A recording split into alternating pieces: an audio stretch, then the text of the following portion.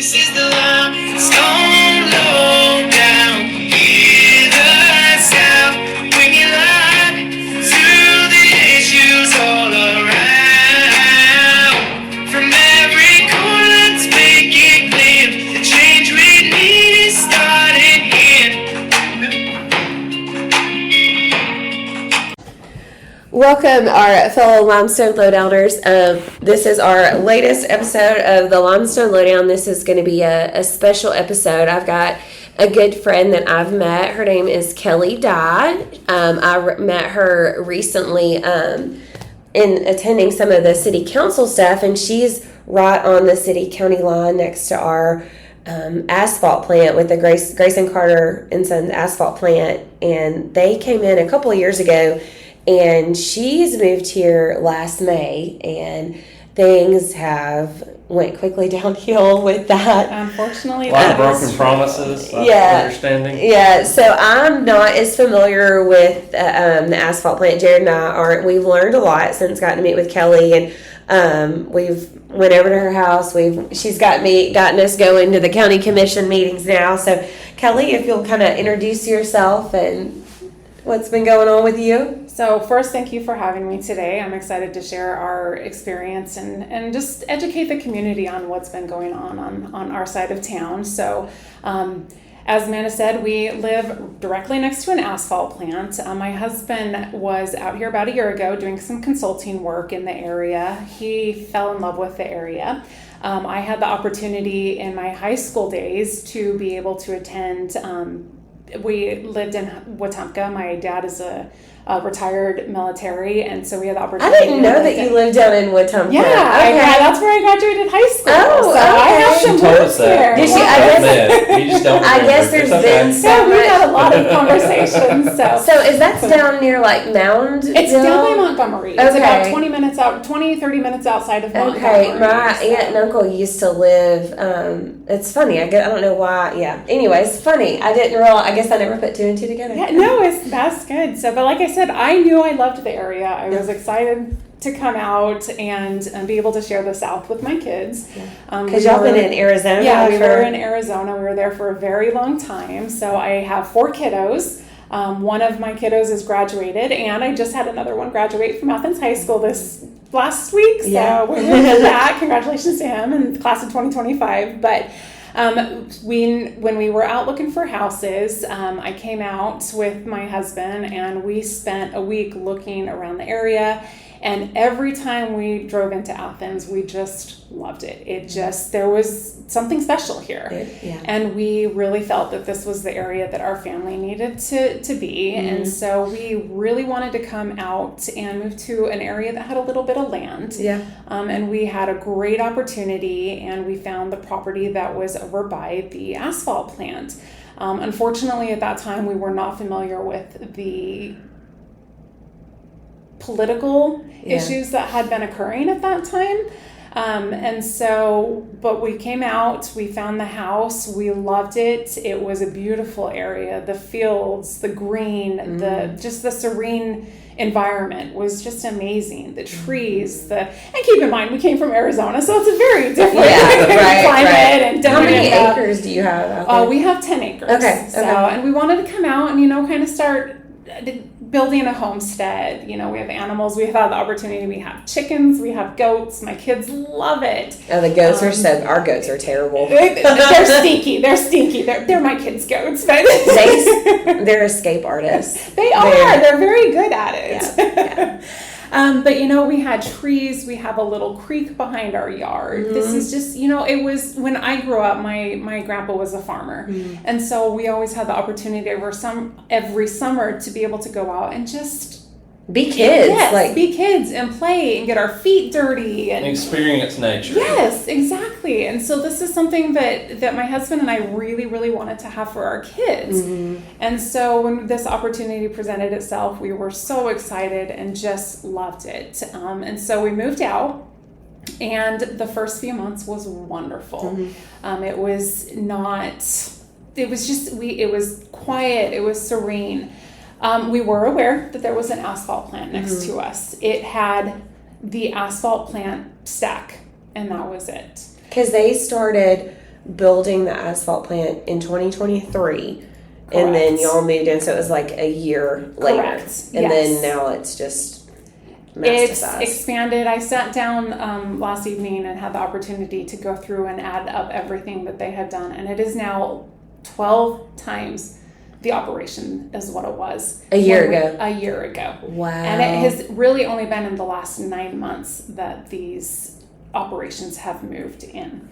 And so with that comes light pollution, noise pollution. The noise pollution has made it almost unlivable, unfortunately. I literally cannot use parts of my house when they are doing certain operations because the sound is so, it's almost deafening. It's almost physically painful to have to deal with those sounds. Yeah. I know you mentioned, you said your daughter, she can't even sleep in her room. Correct. Now. So, we're very lucky to have a basement, I love the basement. This is something new to me, so we don't really have those in Arizona. But when we came out here, we had the basement, and both she and I have had to move out of our bedrooms because they start at 04:30. Wow. And her room is the one that faces directly the plant. And so 04:30 is not really an acceptable time for a young child to have to wake up in the morning. Especially summer, because now my kids are sleeping till yes, noon. Exactly. And you're saying this is inside your house. I can only imagine what it's like outside. If you get- And Yes. so you basically have to write off doing anything outside during these same periods. I think it was 2 or 3 weeks ago, forgive me on the time frame on that, but my daughter, it was about 6 p.m. She wanted to go outside and play, and she went out and she said, "Mom, it's so loud and stinky that I can't even play. Like, it's giving me a headache." My child couldn't use our own property 10 acres. to go out and play like a child should, because this corporation, this industrial corporation, decided to build their plant in the middle of a residential area. Now, when you moved here and you stayed for the first 3 months, it was wonderful. Did the Grayson Carter and Sons, did they come and talk to you and say, "Hey, this is what our plans are. This is what we're going to expand to"? Did you try to have those conversations? Did they reciprocate on anything? So the first 3 months, like I said, it wasn't too bad. And then towards the end of September, they had a solid week that they worked 24/7. Wow. Meaning through the night. And the dump trucks, they vibe their beds to get the debris out of it. They slap their tailgates to kind of, part of I'm going to call it physics. I'm not very educated in the realm of physics, but the way you can't stop a slap of a tail bed from making a percussive sound. Yeah. You can't. I will say there are some drivers that are more respectful than others in decreasing that sound or limiting, but one example is we had one dump truck that we counted 13 tail slaps. Now, I will admit that is an extreme, and the majority of them limit it to 3 or 4, but when you have 100, 200 dump trucks in and out of a plant, that's all day and all night. Basis, Yeah. It is, and it's very, very, very disruptive. So that it's been very frustrating that we went into this purchase hoping to have this land for our kids to go out and play, to be able to experience nature, and it's limited. Right. It's limited by the sounds, by the smells. So it's been very disappointing, especially coming to find out that there have been no protections put in place that are going to keep or help us to be able to live on our property without having these nuisances and these almost dangerous operations happening right next door to us. So last September, when you started noticing that week of sorry, we'll get back to that. No. So at that point, I didn't know who to reach out to. So again, please keep in mind we're new to the area, new to Athens, not new to Alabama, but new to Athens. And so I started reaching out to all of our government entities, state, local, city, county. I'm just trying to find anyone. Because you tried reaching out to like the mayor and... I did. Yeah. I did. We reached out. I reached out to the mayor. I reached out to I'm in District 3. I reached out to our District 3 rep. Oh, Lord. Yeah, there's... I don't even know that he knows he has a city email. He's never responded, so I probably will agree with that, unfortunately. I reached out to the county. So thankfully, Derek Gatlin did reach out to me. He happened to know at that time the I'm going to call him the PR rep that was at Grayson and Carter. And so it was Jason Black at that time, and Taylor Lawson, I believe, is one of their management. I don't know her official title, so please forgive me on that. So they came out to our house. We had expressed some of our concerns to them. They presented to be receptive. We asked them to extend a fence along their property line and our property line. They did agree to that. We had expressed some concern with some new lights that they had put on top of the asphalt plant towers. They are very bright LED lights, and unfortunately they were shining directly into my child's bedroom. And even with the blackout curtains, they're bright lights. Like, so, even at night, they're just on 24/7. They're on, they don't have them on during the day. Well, yeah, but like at night. At night they kick on once the sun sets, and it's unfortunately it's very bright, and it is a significant contribution to that light pollution that we now have in our area, which was not there when we originally looked at the house. So, and even the first few months we were in the house, they didn't have those up there, and so it was very discouraging with that. They said that they would look into it and see if they could redirect the lights. They did. Unfortunately, it helped very minimal, and we still had the light shining into my child's bedroom. Unfortunately, over the course of the last 9 months, they have completely negated everything that they did with the lights, and have added additional lights with all of the other operations that they have continued to add onto that property.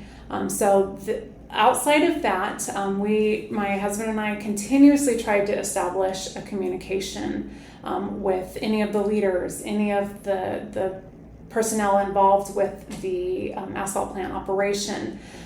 We were able to procure some contact information for Halston Carter, who is the CEO, Lance Green, who is the plant manager, and then the PR rep, Jason Black, who at that time was the PR rep. And we tried to communicate with them through email, through text, through any means possible. We even invited them into our home to let them know, to see and experience what they were forcing on the citizens in this area. There was minimal response. If there was response, it was very short. I don't want to say it was terse, but it was just, basically, here's the answer and we're not going to give you any more information. They never accepted our invitation to experience what they're forcing on the community. It was becoming very daunting, very discouraging, the impact that this plant has on the homes, not just our home, but all of the homes. Right. That's what I'm saying. Once you talk about that and what you've, with your neighbors and everything else, because it sounds like you're coming in on the tail end of it. Correct. As it really got cranked up. Was there a fight? Can you tell us, about what your neighbors did? So the research that I have done, and again, I'm openly admitting, like, we came into this fight towards the end. When we purchased the house, the asphalt plant towers were erected. That was it. That was erected in May of 2023. But this fight actually began in May of 2018. Grayson Carter and Son, I don't know if they were doing it under the official corporation at that time, but they were allegedly running an illegal borrow pit at that time. Okay. Once they well, I guess because it was city at the time. It was correct. It was city, yes. And they, from my understanding, again, please remember this is all alleged, and this is just in the research that I have studied. They were moving the dirt from that plot over to help with the construction of the Athens High School and Athens Bible School. So they were moving, allegedly, illegally, dirt from within the city to another location in the city. Okay. I do have a quote. Give me a moment to find this. My apologies.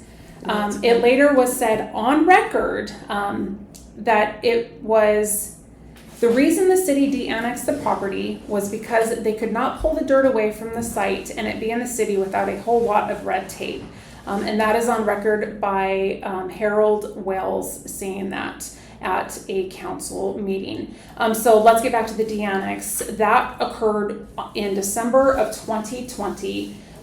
The city of Athens de-annexed 80 acres from city to county. Mind you, that has only ever happened twice in the state of Alabama. And both times it was in Athens. Well, that's Yes. that's information I did not know. They told us that. So. Lord, I can't. We talked to so many people, but yes, Yeah, and okay. multiple people have told us that. So I there's feel confident. 2 times there's been property de-annexed from a city. Well, and I don't have it on hand with me Was now. it Chuck? Was Chuck. it? I'm not sure. I don't know. I don't know.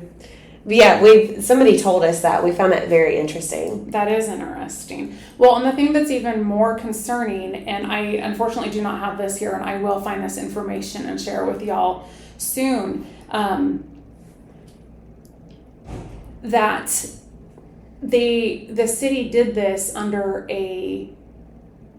I'm going to call it a guise, that it was for the betterment of the city residents. Yeah. And so, coming into this, and they may claim hindsight's 2020, but when you're in a city and you have protections and you de-annex the land into county, there are no protections at the county level, no noise ordinances, no zoning ordinances. So part of the challenge that we're running into working with Grayson Carter and Son Contracting Incorporated is the fact that legally they actually aren't breaking any laws. Yeah. Because there are no laws to be broken. And so this puts the community, and this I'll go back to your question, Jared. So there was a very large fight. Mm-hmm. There were, the city council meetings, from my understanding, got a little bit heated at times because the people in this community knew what was going to come into them. Mm-hmm. So this is something that I found that was interesting. Houston Carter told the citizens when they were working on this property, they asked him directly what was going to be put in there, and he told them face to face a neighborhood. So wow, I didn't realize that. Yes, That's the first time I heard that. Yeah, wow. Unfortunately, I don't. Is that on record? Like, is that at a council meeting? That is not at a council meeting, Okay. Unfortunately. That is not on record, but that is, he said that face to face with one of the neighbors that was there. That asked. He drove up to them on that property as they were working to do whatever operations they were doing at that time. Yeah. And asked them specifically, and he told them to their face, it's going to be a neighborhood. Wow. So, going back to the you take that neighborhood over that I would take a neighborhood any day. Home values would not be dropping almost 40%. Yeah. The noise pollution would be. You're going to have some noise pollution with neighborhoods, but not like you are with an industrial plant. Because a neighborhood, they still want the calm, quiet. They want to sleep at night too. Yes, Yeah. They want their kids to be outside playing as well. Yeah. I'll take children's laughter and screaming any day after over a tailgate slaps and vibes. And backup chimes. Oh my heavens, the backup chimes. Those are Imagine an alarm clock going off for 15 hours a day in the background. Every day. Yes, correct. Yeah. So between the de-annexation of December of 2020 and 2 weeks later, Grayson Carter and Son had applied for an air permit for an asphalt plant through ADEM, or the Alabama Department of Environmental Management. Those A's get me every time. So wait a minute. You said 2 weeks. 2 weeks. So that sounds like we knew exactly what we were doing. And that's what I found to be very interesting. So in 2018, they were moving dirt. They were allegedly illegally moving dirt from the Sparrow pit. Okay. The city was aware of this. From my understanding, and again, you'll have Well, of to course, forgive me, the I'm city going- knows because the city oversees all the school stuff. Yes. Yeah. And so, but from my understanding, there were 2 notices issued. Unfortunately, I have not been able to find documentation on that. But in my communications with the community in that area, they said that they were aware of 2 issues that I'm going to say city inspector came out. Okay. Again, please remember I'm coming into this and researching everything. I just want to be very transparent with that. It was probably Mr. Waddell. Yeah, because he's been with the city for like 20 years. So, and again, I don't have names, I don't have dates, but I just have information that's been shared with me. And so from that point, again, we moved to that de-annexation, and within 2 weeks, that leads me to believe that there was knowledge that they wanted to convert this property into an asphalt plant, because in my experience, you don't set up an industrial corporation in 2 weeks. Right. And so from that point forward, it has just been an uphill battle for all of the citizens in that area. The smells, the sounds, again, going back to the lights, it's almost like if you have a football field with their lights on, if you can imagine that, all night long. And so in 2020, in December of 2020, when the actual de-annexation was approved, was this, do you know, in talking to like your neighbors and stuff, was this like months, like at several city council meetings this was proposed, or did it just come up in December? Because they would have had to, I'm assuming, I know this was before you got here, but they would have had to put signs up like, hey, this is going to go for public hearing. That's a good question. The planning commission know. is where you're going with that. The planning commission within the city does all the rezoning or whatever. So I would assume, again, I'm also assuming that it would have to go with them to do the de-annexation. Because I would have I'm just thinking like, and just because, I've only been going to city council meetings since like last August. So mine's, like 10 months. But the way that I see it is that there's like 1 month it's proposed, and then the next month there's actually a hearing on it. And then there's around us, they would have had to put like a sign out and said this is proposed rezoning, public hearing, and they would send letters to all of the surrounding areas to say, hey, this is what they're proposing. You can come to this, because we had that on a piece of property diagonal from us on West Washington, that they wanted to put like a quadplex on a residential, on a single family, because our lots are like single family dwellings. And so they had a special meeting that said, hey, and they ended up not passing it because of the size of the lot wasn't big enough. And again, but that's where I was, see if you known anything about that, like, because this was, if all of the surrounding residents were mad, and even from the stuff that I've understood, Mr. Wells was somewhat opposed of it in the beginning, Harold Wells, right? And then, or he was the only one that questioned it, maybe. Yes, I do believe he questioned it, and I do need to go back and find his vote. Okay. I cannot remember his vote on the final. I think he voted yes. But he questioned on the assumption of what they were saying, that it was not going to be an asphalt because plant. They and then, because I've seen the videos after the fact, he is very like, you guys lied to us. Okay. This is not because what Jared you had said. went back and like looked at them when we first started talking to you, and he questioned them like, you're not going to put this here, because I think he even had asked them on like a recorded council meeting, and it was almost like promised that the asphalt plant was not going to come there. Oh, I will have to. Yeah, because I think that because Jared, after we've talked with you, we kind of started looking up. Jared dove into it more, but we understood that Mr. Wells like outright asked. No, he didn't say that a neighborhood, but that it was almost promised that an asphalt plant wasn't going to go there. And that's the only reason he voted for it. Yes. Okay. Because he was promised, and he's like, this is not what you guys are not, because, surely the meetings it's all recorded. It's all, right. And the public comments are on there, and I would think possibly they had to do a public hearing about this. Oh, yeah. Before Yeah. the city council meeting. So And so there's there probably should plenty be of people, all like kind of Bill. videos and I bet all of them went up there. Well, and I know that there were several meetings that there was, the community obviously was in opposition yeah. to this. As far as the announced public hearings, Yeah. I am not familiar with that. Right. I do need to do some more education on my side for that. But I do know that there was extreme opposition because obviously these people knew that this was going to literally be a life-changing. And it's the way that we've seen it on our end is that once it makes it to council, it's just for formality. It's just as simple that. But hey, we have reached our time limit.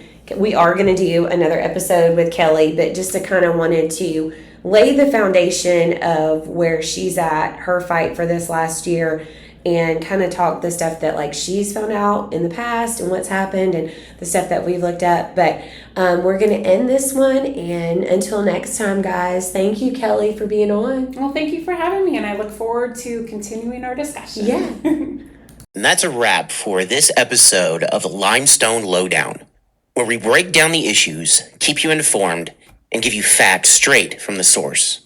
Remember, your voice matters. Your vote counts, and your community thrives when we stay engaged. Stay tuned, stay informed, and stay involved. Until next time, keep questioning, keep advocating, and keep shaping the future of the Limestone area. We'll see you on the next Limestone Lowdown.